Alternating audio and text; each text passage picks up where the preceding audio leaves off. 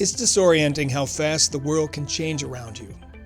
One moment, I was floating in the crystal clear waters of Emerald Bay. Ducks gliding nearby, trees reflecting perfectly on the surface.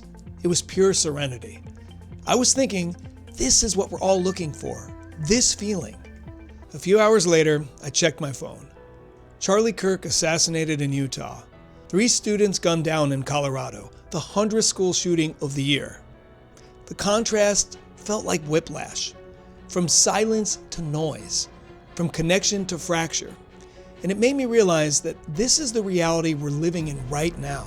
Beauty and chaos side by side. Sadness at the violence that transpired, yes, and what we know will happen next.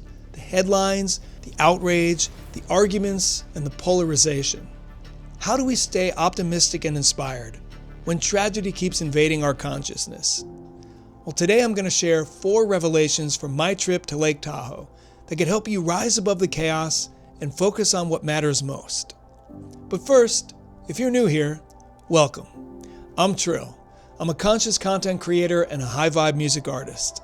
If you haven't checked out my original songs and music videos, do so right after watching this one, because you're going to feel empowered and excited about the infinite possibilities within you. With that said, let's dive in.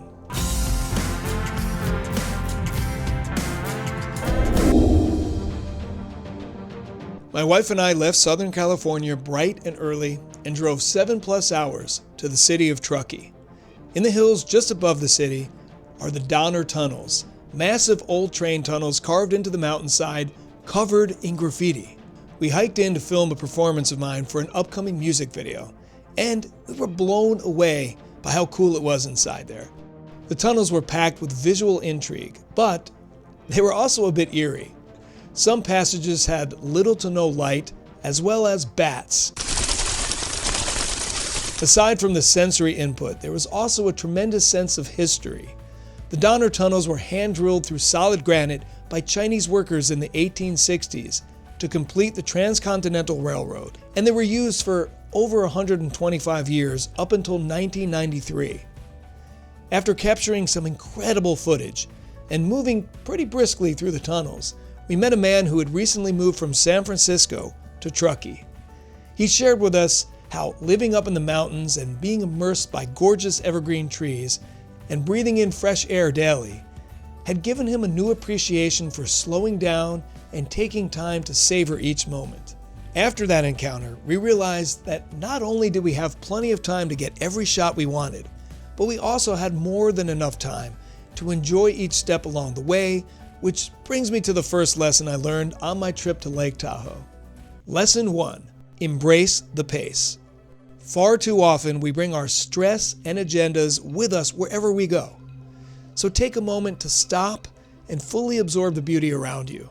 It's so much more rewarding and fulfilling. The next morning, we went to Incline Village and rented e-bikes so we could ride along the East Shore. Now, this was my first time going on an e-bike adventure, and all I could say is it far exceeded the hype. When you're in electric mode, each pedal is like 10 pedals worth of energy. You take off like a rocket, even uphill. It was exhilarating. The clouds that day were picturesque, and so were the turquoise waters of the lake. We took lots of great photos, and even biked past Billionaire's Row, which had incredible homes with private docks and manicured everything. While cruising along the shore, we kept strapping and unstrapping our backpacks to the bikes so that we can get snacks and other stuff out of them. It took a lot of effort, and it was starting to hurt my hands. But then, we bumped into an older couple who rented bikes from a totally different company. Their bikes had small seats, bald tires, and didn't come with locks or bottles of water. Needless to say, they were having a hard go at it. Which brings me to lesson 2. Practice gratitude. Be thankful for what you have. Stretching the strap is a minor inconvenience compared to having to sit on an uncomfortable bike seat for hours.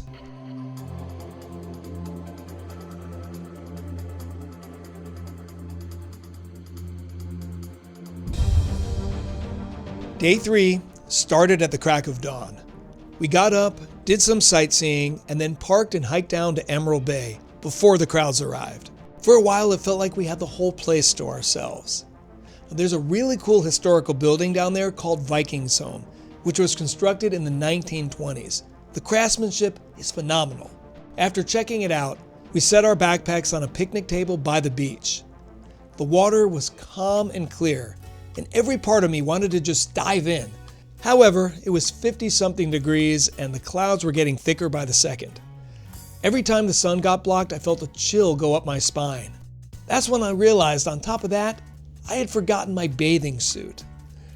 As I stood there watching 3 ducks gracefully float across the water, I decided to just go for it. So I stripped down to my underwear and made my way into the lake. Within a few minutes, the clouds miraculously parted. I instantly felt invigorated by the warmth and the light. I got to swim for a good 30 minutes before anyone approached the beach and before the clouds came back. It was a magical moment, and it made me realize that sometimes you just gotta go for it. Which brings me to lesson 3. Be bold, regardless of whether or not conditions are ideal. Taking action invites the universe to respond in kind. Now, if I had stayed on shore and let my fears get in the way, I would have missed out on an amazing moment. Every night, the hotel that we were staying at gave out s'mores kits, which included a piece of chocolate, 3 marshmallows, and 2 graham crackers. Around 8 or 9 o'clock, we would go to an outdoor fire pit where other guests were hanging out and eating s'mores. That's when we would all swap stories and share our experiences in the Tahoe area and offer insights into activities and restaurants. It was one of the best parts of the trip. One night, we met 4 women from Arkansas who were heading to Yosemite the next day.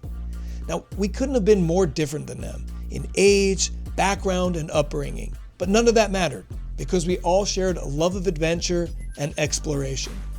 We all had a deep appreciation for nature and a curiosity about new places. Which brings me to lesson 4. People are people. Despite our differences, we're all spirits having a human experience. Everyone is searching for the same thing: moments of joy and meaning, moments of connection. Beyond the noise, we all recognize that we're all the same.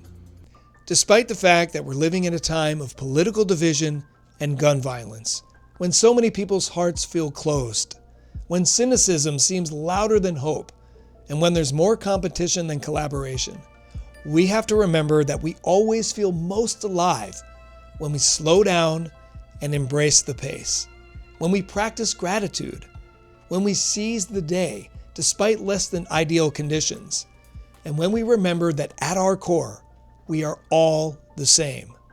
We all want to experience wonder and exhilaration.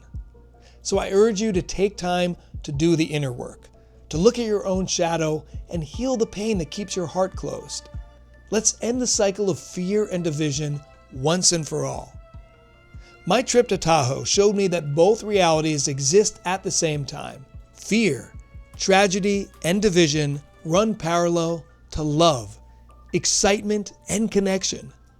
From hiking through graffiti-covered tunnels, to biking along the turquoise shores of Lake Tahoe, to swimming in the clearest water ever, my trip was packed with amazing moments I'll never forget. If I had allowed negativity to distract me from the moment, this video wouldn't be inspiring or empowering. It would just be more noise. And we definitely don't need more of that. So now I want to hear from you. When was the last time you had to make a choice to either continue to enjoy the moment or to focus on something tragic that was outside your immediate control? Did you feel your heart open or closed based on your decision? Did gratitude play a part? Or was the pain too much to overlook? Let me know in the comments below. As always, thank you so much for watching. Please be sure to like and subscribe for more high vibe finds. Until next time, namaste.